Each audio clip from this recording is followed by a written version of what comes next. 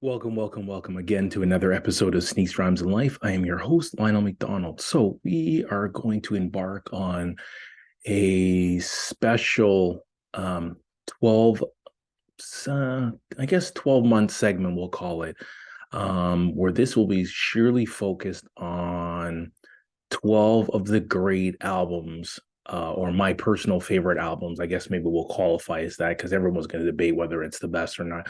But 12 of my favorite albums. This is a special year as we're now coming up on 30 years of the amazing year, which was 1993 in terms of albums that were released. So go ahead, Google them.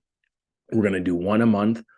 We normally release a podcast on Wednesday, but this will go out to squeeze it in and cover the month of January. But we're going to feature one album per month that is a really impactful album that really kind of connects with the year of 1993. So there's lots out there. You can think of some of the albums that really had made an impact.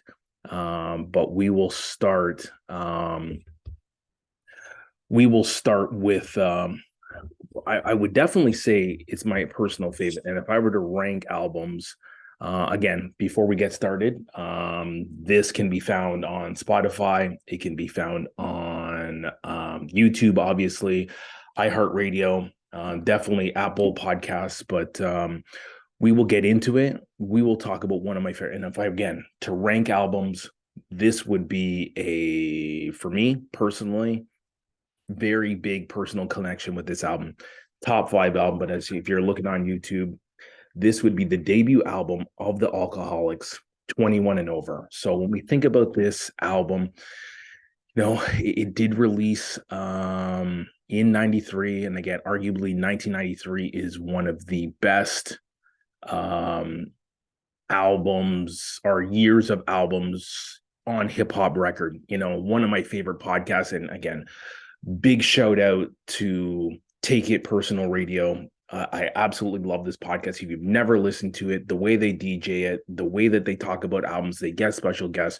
This is the best hip hop album. People can say what they want about Drink Champs. Take It Personal Radio is my favorite. But when we talk about this album, 21 Over by Alcoholics, it came out in the summer of 93. So it resonated with me because I didn't have it the way I would normally consume music. I would normally go to the store, buy it, listen to it.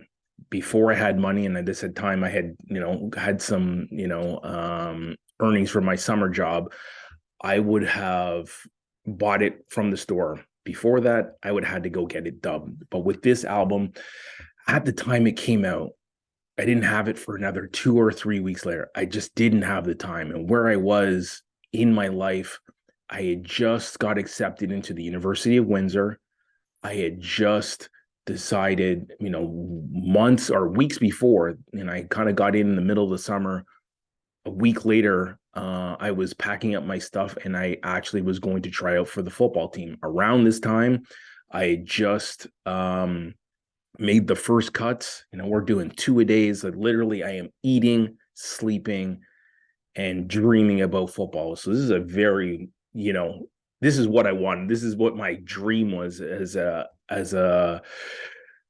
teenager, that I would be playing football at a university in Ontario. Maybe it would be the States, and I got a scholarship. That didn't work out. This was literally the next best thing. But I would be out of school, playing football, training, eating, playing football. Like, it was the most important thing. And well, there was a school thing that I had to do, and how I kind of got myself acclimated was kind of unique and kind of a fun experience. But probably wasn't until about 2 weeks, 3 weeks later when I went home for the first time. And my good friend Monty, at the time, I'd known him since we were both in like grade 3 when he joined my school at St. Andrew's Public School in Scarborough.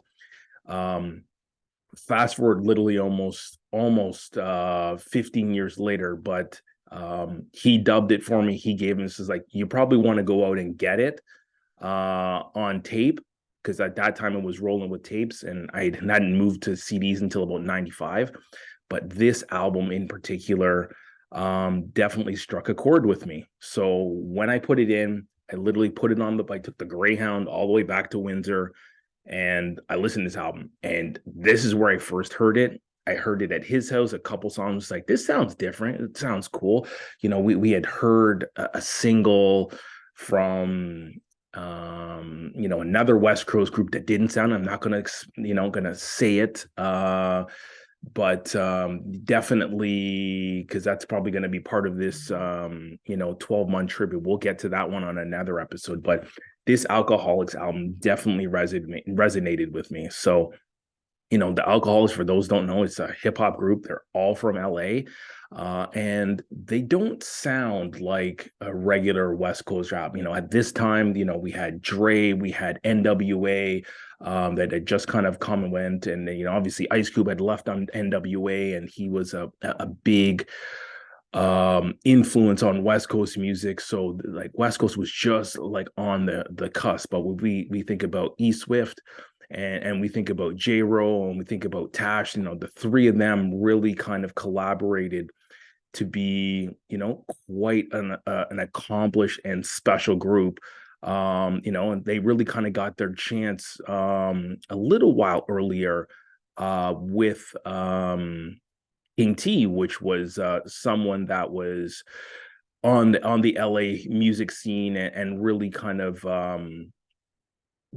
gave them their start, right? So they got on, they had a track with King T, and they knocked it out of the park. And really it kind of led to them having this incredible, well, I would say at least two albums, because the Coast to Coast was the second album that came out the following year and a half, and that was good. So this album here, it's only 10 tracks. It's funky, it sounds totally different. So I think personally, I look at the album, the first song, King T is on it, it's called Liquid, and the flows are butter. King T only has like 8 bars, and he absolutely destroys the track. So yeah, I would tell you that this album, then you kind of get the feeling of this album is, it sounds like no other, and because it's fun, it definitely has a party vibe to it. And for me, that's what really the appeal to it, because here I am, I had just turned 19. I was at university. There were parties, but I was trying to focus in on football. But listening to the this album, I definitely could feel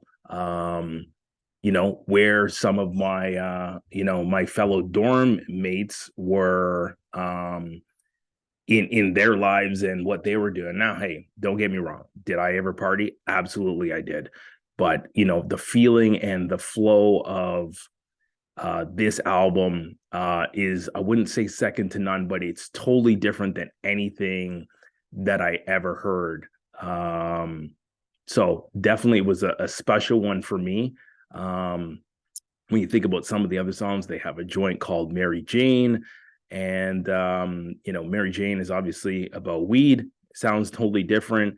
Turn the Party Out, that was the first time we ever heard Madlib on Wax, or at least it was for me. I think that was his debut.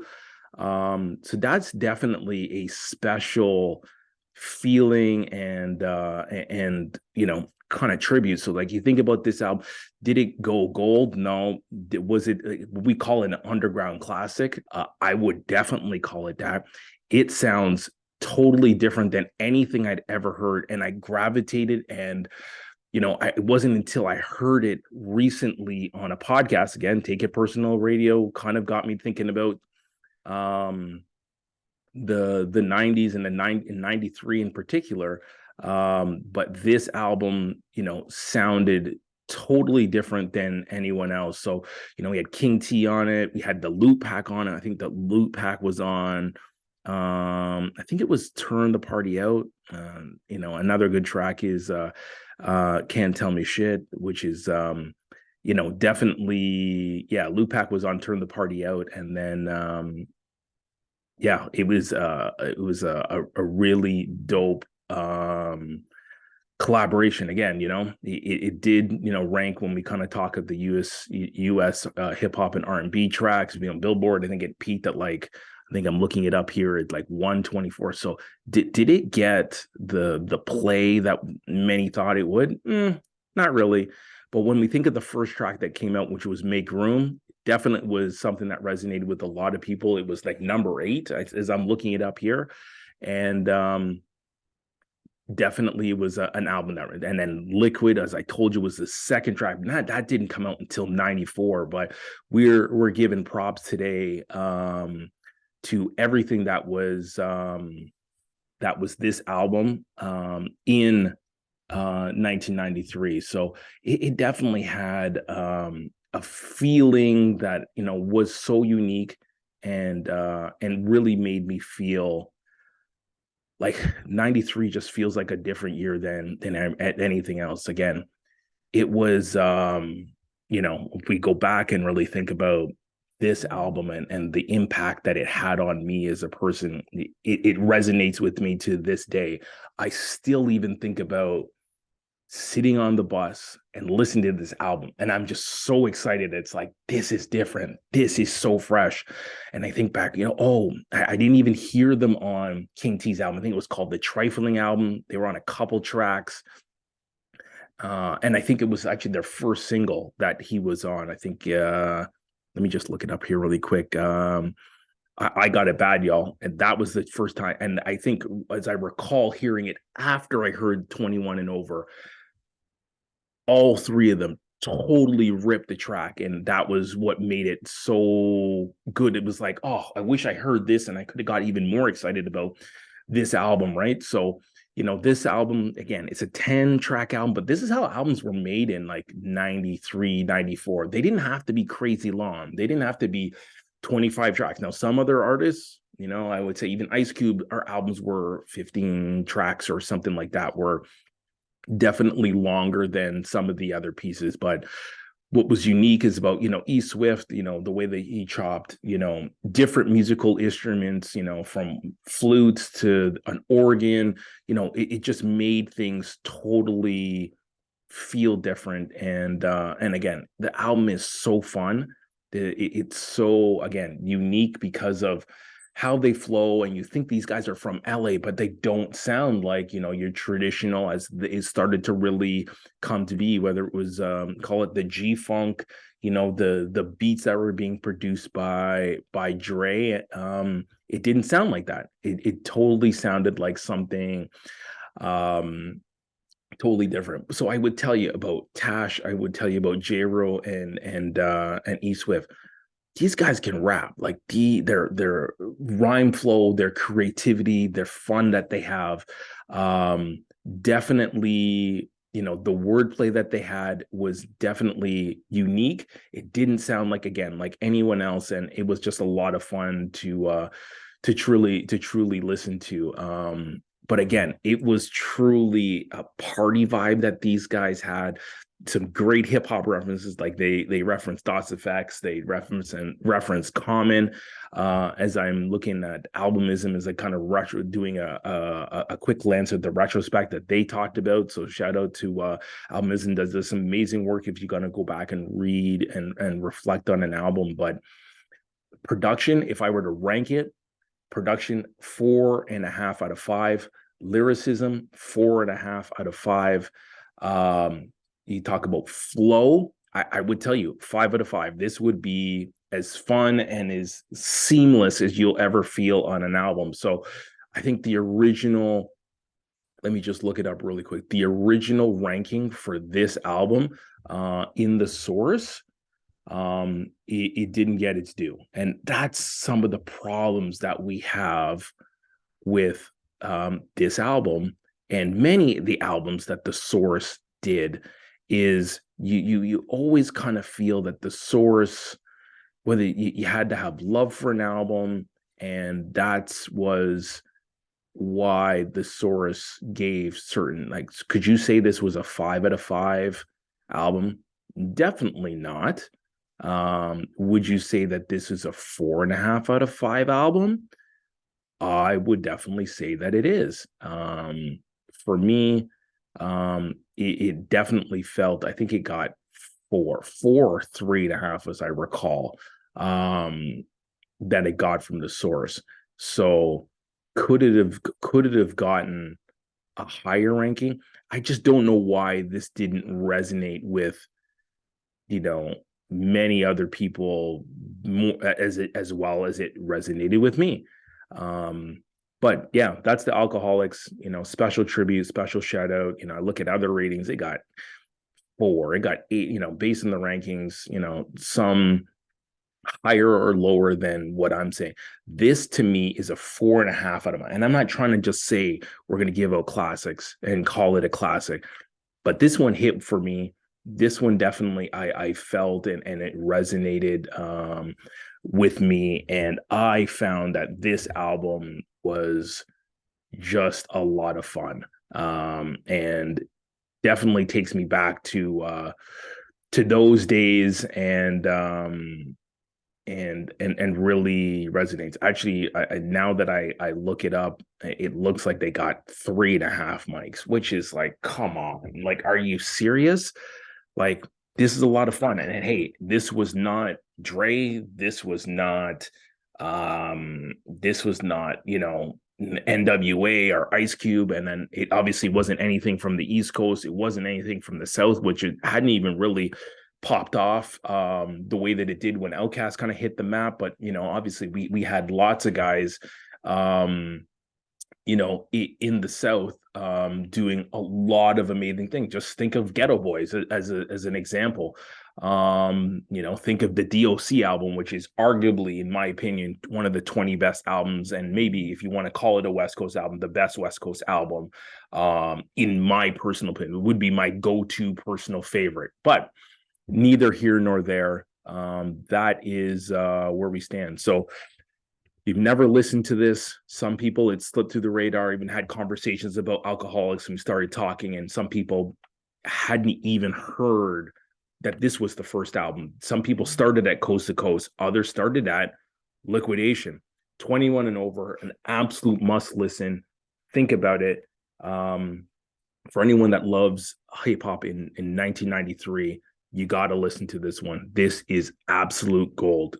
4.5 mics, I would definitely give this. And whether you agree with it or not, definitely one of the 12 best albums. I probably would say it's one of the top 5 albums that came out in 1993. So we're going to call this segment, I think I'm going to coin the phrase, this is 23 till infinity, celebrating 30 years since the golden year of 1993 when it comes to hip hop music.